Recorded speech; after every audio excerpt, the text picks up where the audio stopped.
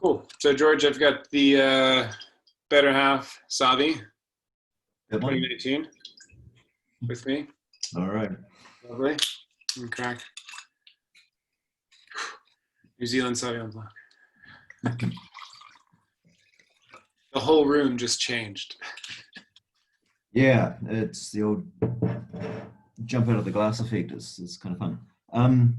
So yeah, the Better Half wines, the Sauvignon Blanc particularly comes from the coastal end or the eastern end of the valley.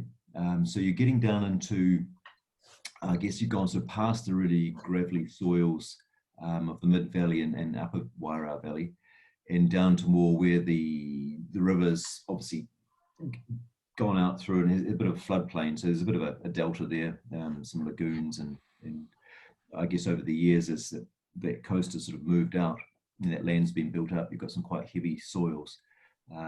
So very big vines, and some very sort of productive vines, and quite interesting in the fact that you can run quite a high crop load with them, and you actually have to, otherwise they just turn into a full-on jungle. The canopy just gets too big, so you actually have to load them with a bit more fruit to actually slow down a lot of that canopy growth.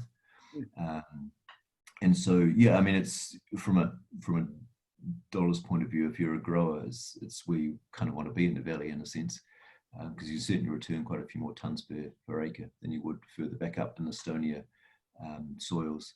But the flavors down there, I think, are quite moderated just by the ocean breezes that come in.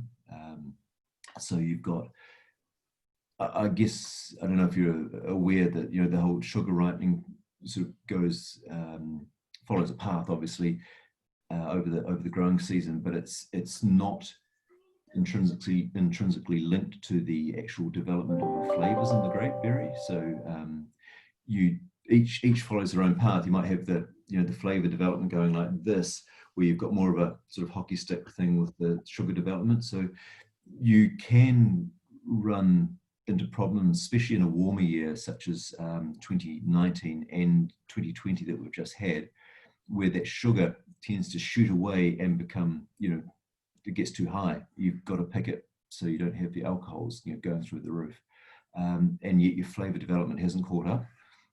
And so I think by growing those grapes where that cooler sort of sea breeze comes in each afternoon, it tends just to slow down that sugar accumulation a little bit, and allows the fruit to ripen up a little more. So you tend not to get those really hard citrusy characters. It tends to be a little more, well, you can take it further, I guess, into that ripening profile and let those flavors evolve more into sort of the guava and the pineapples, the more tropical fruits, without that sugar being outrageously high. So you've got quite a different sort of wine developed down sort of in the coastal region, I think, than you do further back up the valley, where you probably tend to have to pick a little earlier in this flavor development, and so you're getting more of the grassy greens and those harder citrus, limey citrus edges can be much more aggressive or much more apparent than you'd see in maybe this stuff here. So yeah, I mean, I think this one here I've really just tried to probably obviously make in very much a Marlborough style. It is big aromatic. We pick the grapes in the evening, so the grapes are nice and cool, and it's very much a matter of just whipping those off straight to the winery in the evening, and then getting them pressed off, the juice pressed off very quickly, putting it through a must chiller so that everything remains super chilled, close to 0 degrees all the way through the process, and then at that stage you can settle out that juice, take the solids away, and then I'll finally warm it up, and allow put an inoculation in and allow the ferment to happen. But a lot of it's just about preserving those aromatics and keeping a very kind of oxygen-free environment going on, as much as possible. We're also finding that the machine harvesting is kind of beneficial to making these wines. Machine harvested grapes, obviously a little bit more brutal process, and it tends to split the berry, the skin on the berry. And obviously all the flavors of a grape are contained in the skin, and that sort of rupturing of the skin tends to allow those flavors to actually leach out a bit more into the juice. So we're finding, compared with a hand pick where it's much more gentle, and a whole bunch, undestroyed is going into the winery to be pressed, that juice doesn't actually have the time to sort of sit in contact with the skins as much, and so we're not extracting quite as much of the those bright aromatic flavors. So yeah, that seems to be pretty much. I mean, other than that, it's long cool ferments, and again just retaining those aromatics, keeping everything under control with a lot of refrigeration. Very slow roll on the tank, so you're not volatilizing off lots of aromatics again. And yeah, just maintaining control that way, and then just into the bottle it goes. So it's very, very simple sort of winemaking process, but that really is, in my mind, about blending vineyards. So each different flavor profile you're finding from each Sauvignon vineyard around the district, we try and keep those separate. Jules probably works with a bigger palette of vineyards than I am with this wine here. But yeah, it's very much about blending those vineyards together to get your style, and not so much messing around with tricky winemaking stuff.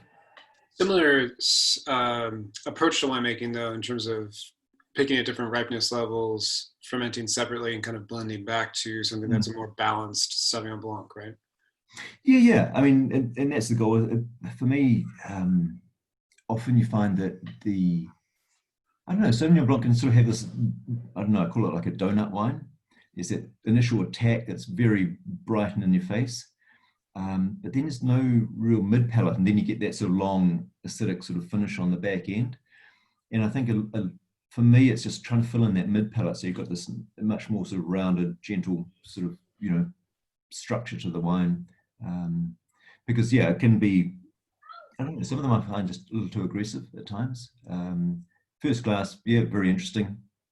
Quite good and refreshing, but maybe the acid levels are too high, a little too aggressive, a little one-dimensional in their flavors. So I think that's where the beauty of blending different vineyards in certain proportions comes in. You can actually add a bit more of a nuanced sort of palate flavor, or flavors through the palate. So yeah, it's just trying to make a fuller, rounder wine. Yeah, I think in that way too. I mean, you're doing something in the area that you're actually making something that's more food worthy, right? I mean, you always hate that concept where you have kind of a one-note wine where you're just trying to figure out what you could possibly pair with it, because it is so one unique, linear. Yeah, one dimension. Some complexity. You can pick it through a few different dishes. You can drink it more than one night a week, not as an aperitif only. Exactly. And so for me also, I mean, still enjoy the last glass in the bottle as much as he did the first. Right. Sure, it might be, very obvious in a massive crowd pleaser sort of to throw something that's just insanely aromatic and insanely sort of intense, but actually is it enjoyable? It's a novelty, but it's probably not enjoyable. You know what I mean? In the long-term sense. So I guess, just trying to make those wines pretty approachable. Drinkability, keeping that drinkability high. You've done your good job.